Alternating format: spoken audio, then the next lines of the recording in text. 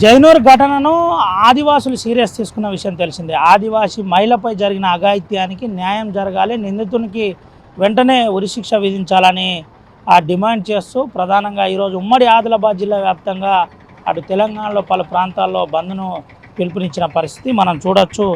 ఆ షాపులన్నీ కూడా చూపెట్టచ్చు. ఇప్పటికే ఆదివాసీ సంఘాల నాయకులు అన్ని షాపులను బంద్ పెట్టిన పరిస్థితి. ఆసిఫాబాదు కొమరంభీం ఆసిఫాబాదు జిల్లా కేంద్రంలో ఉన్నాం. ప్రస్తుతానికి ఆ షాపులన్నీ బంద్ పెట్టిన పరిస్థితి. ప్రస్తుతం మనం అంబేద్కర్ చౌక్ వద్ద ఉన్నాం. అయితే ప్రధానంగా ఇటు పూర్తిగా ఉమ్మడి ఆదిలాబాద్ జిల్లా వ్యాప్తంగా పలు అంశాలపై ఇటు క్లియర్గా పోలీసులు కూడా ఆదివాసీ నాయకులకు కొన్ని విషయాలపై వివరించే ప్రయత్నం చేస్తున్నారు. వివరించే ప్రయత్నంలో భాగంగా పలు విషయాలను కూడా ఆదివాసీ సంఘాల నాయకులు డిమాండ్ చేస్తున్న పరిస్థితి అయితే కనబడుతుంది. అయితే దీంట్లో భాగంగా ముఖ్యంగా ఎవరు ఎటువంటి అవాంఛనీయ సంఘటనలకు పాల్పడొద్దని పోలీసులు చెబుతున్న పరిస్థితి. ఇప్పటికే జైనూర్ అంతా పోలీసుల ఆధీనంలో ఉన్న పరిస్థితి చూసుకోవచ్చు. అయితే ఎటు చూసినా ఇప్పటికే అన్నీ బంద్ పెట్టిన పరిస్థితి. బంద్ పెట్టిన తర్వాత ఆదివాసీ నాయకులతో కూడా ముచ్చటించే ప్రయత్నం చేస్తారు. అయితే ఉమ్మడి ఆదిలాబాద్ జిల్లా వ్యాప్తంగా జైనూరు, సిర్పూరియు, కెరమేరి, తిర్యాని,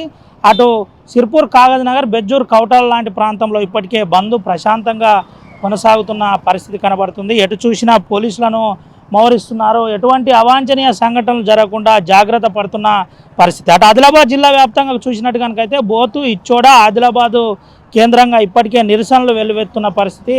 బాధ్యులపై చర్యలు తీసుకోవాలి, ఎవరైతే బాధ్యులు ఉన్నాడో కఠినంగా శిక్షించాలి, ఉరిశిక్ష విధించాలని చెబుతున్న పరిస్థితి అయితే కనబడుతుంది. అయితే దీంతో పాటు ముఖ్యంగా పోలీసులు మనతో ఉన్నారు. ఒకసారి పోలీస్ అధికారులతో కూడా మాట్లాడిద్దాం.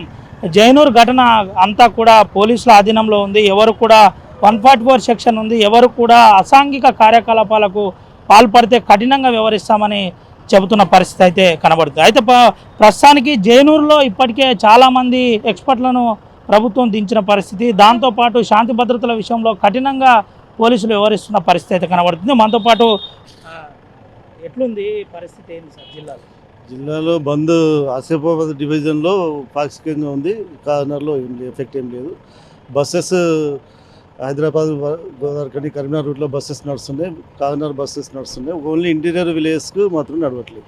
అంత ప్రశాంతం. ఎట్లున్నాయి సార్ ఏజెన్సీ ప్రాంతాలు కొన్ని తిరియాని కావచ్చు, లింగాపూర్ కావచ్చు, జైనూర్ మీనా మిగతా గ్రామాలలో ఎట్లుంది పరిస్థితి ఏంటి? బంద్ ప్రభావం ఉన్నది, ప్రశాంతంగా ఉన్నది.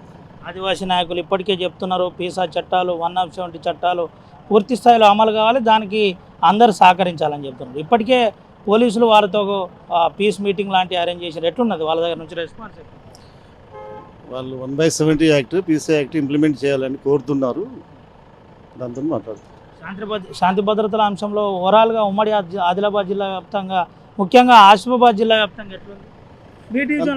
అంత కంట్రోల్లో ఉన్నది. ఇది పరిస్థితి. ప్రస్తుతానికి అంత కంట్రోల్లో ఉంది. జైనూర్ సున్నితమైన అంశం కాబట్టి మాట్లాడడానికి పోలీసులు కూడా కొంత ఆలోచిస్తున్న పరిస్థితి కనబడుతుంది. అయితే ఇప్పటికే జిల్లాలో పలువురితో సమావేశాలు ఏర్పాటు చేస్తున్న పరిస్థితి కనబడుతుంది. వారితో మాట్లాడుతున్న పరిస్థితి కనబడుతుంది. మనం ఒకసారి చూపెట్టచ్చు క్లియర్గా. ఇటు ఆదిలాబాదు పరిస్థితి అదేవిధంగా కొమరంభీం ఆసిఫాబాద్ పరిస్థితి ఎటు చూసినా కానీ బంద్ ప్రశాంతంగా కొనసాగుతుందని ఇటు చెబుతున్న పరిస్థితి. ముఖ్యంగా షాపులన్నీ బంద్ చేశారు. షాపులు బంద్ చేసేసి ఏజెన్సీ గ్రామాల్లో ముఖ్యంగా ఎటువంటి అవాంఛనీయ సంఘటనలకు పాల్పడకుండా పోలీసులు భారీ బందోబస్తు ఏర్పాటు చేసిన పరిస్థితి అయితే కనబడుతుంది. ఇప్పటికే పలు ప్రాంతాల్లో ఆదివాసీ సంఘాల నాయకులు మోహరిస్తున్న పరిస్థితి.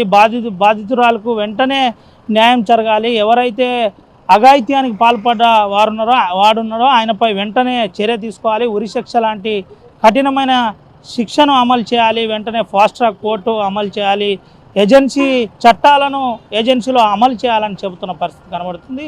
అసలైన తొలి వెలుగు. ఫాలో వాట్సాప్ @తొలి వెలుగు అఫీషియల్.